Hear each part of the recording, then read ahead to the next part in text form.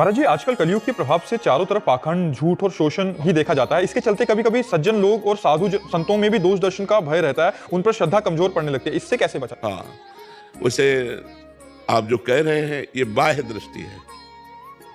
इससे बाह्य दृष्टि, इसमें भी हमने हाँ मिलाया क्योंकि है बाह्य दृष्टि में, लेकिन अंतर्दृष्टि में भगवान है कि नहीं? सब में भगवान है कि नहीं? सब जगह भगवान है कि नहीं? तो यदि मैं सब में और सब जगह भगवान देखने लगूं तो फिर पाखंड कहाँ दिखाई देगा?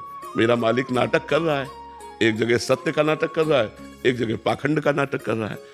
फिल्म तभी बढ़िया होती है जब हीरो से जोरदार खलनायक हो, तब मजा आता। नहीं आता है? बोले खलनायक कौन? बोले अमुक। ये फिल्म है भगवान की संसार रची हुई और टॉप की है इसमें। और अच्छा, उसमें तो खलनायक अलग होता है और हीरो अलग होता है। इसमें हीरो भी वही है, खलनायक भी वही है। टॉप का खेल हो रहा है। बस समझ लो, वही परमात्मा असत रोल कर रहा है, वही परमात्मा सत रोल कर रहा है। ये बात समझ लोगे तो तुम्हारी श्रद्धा में फर्क नहीं पड़ेगा। जैसे कोई गलत आचरण कर रहा है तो इस समय गलत रोल हो रहा है। यद्यपि वो खलनायक ऐसे भी हैं जो कभी शराब बूंद भर नहीं पीते, लेकिन आपको रोल में पीते दिखाई दे। वो शराब नहीं होती, पर वो ड्रामा ऐसा करते हैं। ऐसे ही गलत आचरण का परमात्मा ड्रामा कर रहा है। जब हम ये बात सोचेंगे तो हमारी दृष्टि परमात्मा में रहेगी, ना कि उसके गलत आचरणों में रहेगी। तो इसीलिए पात्र का परिचय हो तो फिल्म देखने में ज्यादा मजा आता है। नहीं होता? कौन कौन है?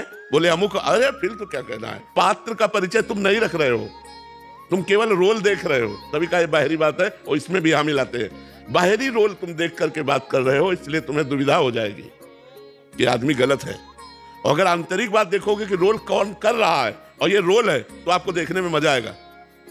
फिल्म पैसा दे के देखने जाते हो, झूठी होती कि नहीं? पूरी झूठी होती कि नहीं?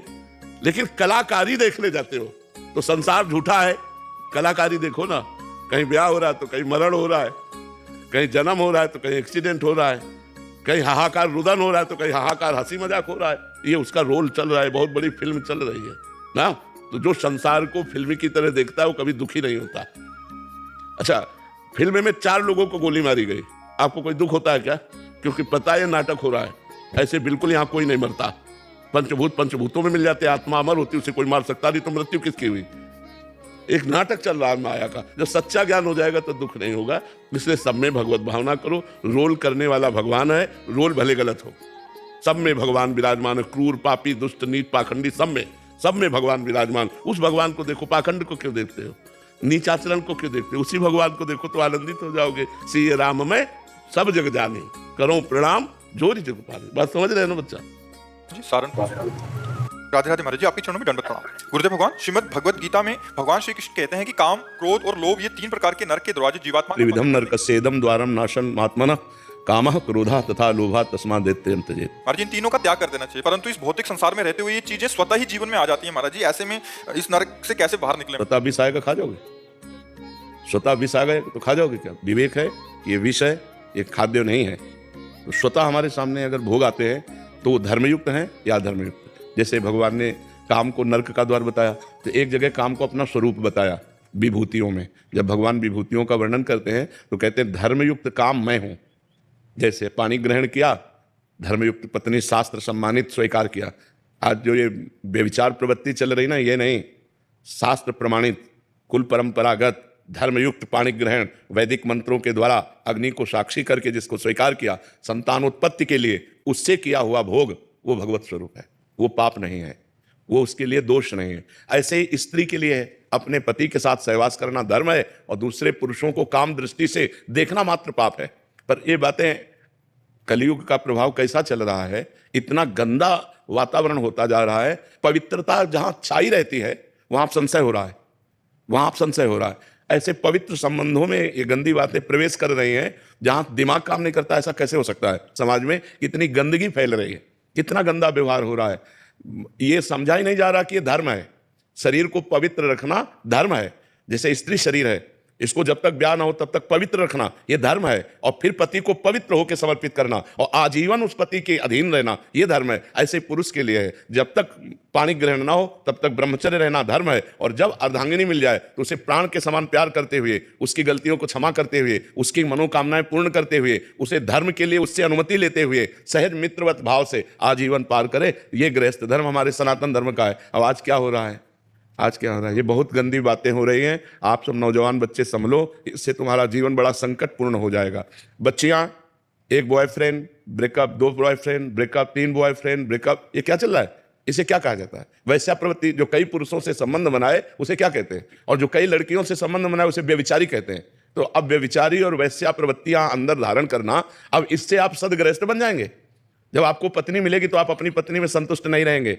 जब आपको पति मिलेगा तो आप पति में संतुष्ट नहीं रहेंगे, क्योंकि आपका व्यभिचार करना स्वभाव बन गया है। इसलिए धर्मयुक्त ब्याह और उससे भी जो संतानोत्पत्ति के लिए भोग किया जाता है वो काम भगवत स्वरूप है। तो ऐसा नहीं कि हमारे सामने हर भोग आ गया तो हम उसे भोगे, हमारे अंदर विवेक है। धर्मयुक्त भोग है तो उसे हम भोगे, धर्मयुक्त नहीं है तो हम उसका त्याग करें, नहीं तो हमें नरक जाना पड़ेगा। जो पर पुरुष से रति करती है, रौरव नरक कल्प सत परे। पति वंचक परपति रति करई, रौरव नरक कल्प सत परे। जो अपने पति का त्याग करके दूसरे पुरुष से संभोग, वो सैकड़ों कल्प तक नरक भोगती है। ऐसे पुरुष के लिए लिखा हुआ है। उसमें श्रीमद् भागवत में पढ़ के देखो, जहां नरकों का वर्णन है। जो पुरुष दूसरी स्त्री से सहवास करता है तो वहां लोहे से तपी हुई स्त्री नरक में, और उसी का आलिंगन करवाया जाता है। और मरना है नहीं वहां, अब वर्षों उसी में चिपकाए कर ले।